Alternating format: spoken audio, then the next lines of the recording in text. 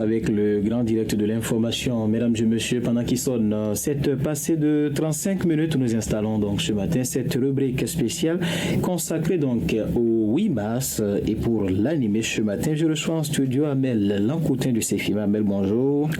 Bonjour à tous. La communauté internationale célèbre ce jour la journée internationale des droits de la femme. On en parlait donc depuis ce matin. Dites-nous d'abord, quand remonte l'origine du 8 mars?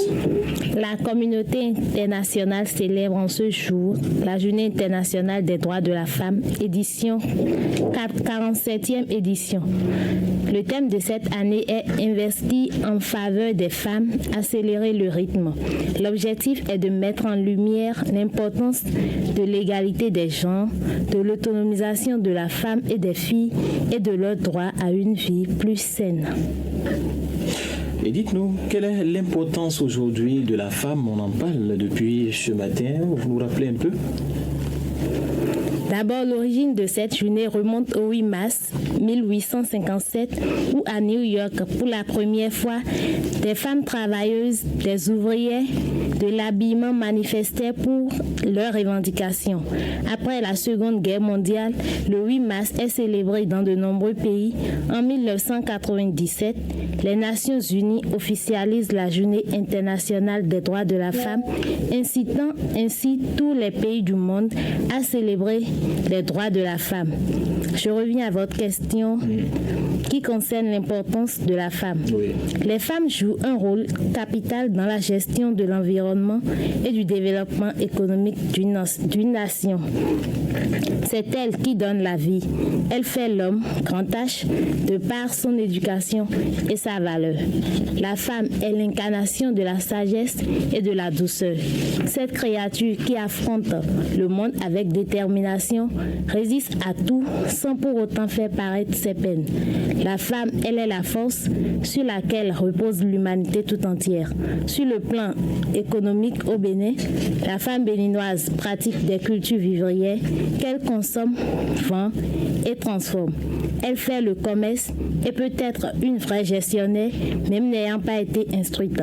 Elle se démarque et détient la majorité des activités commerciales. La femme est capable, si elle le veut, de faire ce que l'homme fait et plus d'ailleurs. Car on le dit, ce que la femme veut, Dieu veut.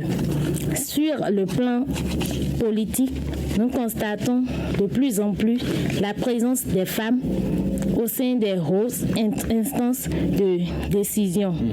Nous avons en exemple Chabi Mariama Talata, vice-présidente de la République.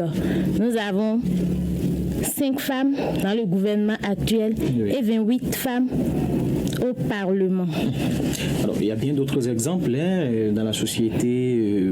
Vous rencontrez aujourd'hui des femmes qui occupent de très hauts postes de responsabilité, entre autres à l'INF. Nous avons Huguette Popé-Akada qui en est la présidente. Il y a bien d'autres à la tête des institutions. La Haute Cour de justice, d'ailleurs, dirigée par Dani Yamou, une femme également.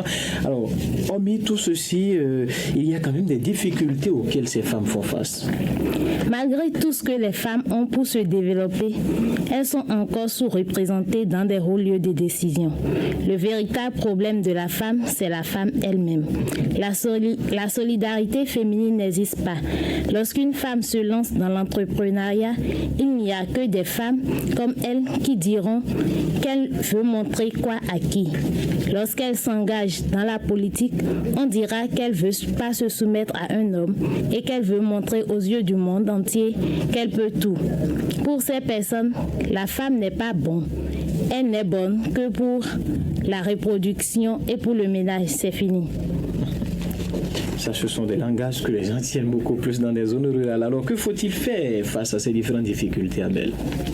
Il est vrai que beaucoup d'actions sont menées à l'endroit des femmes, mais elles doivent être entendues davantage, être valorisées et appréciées.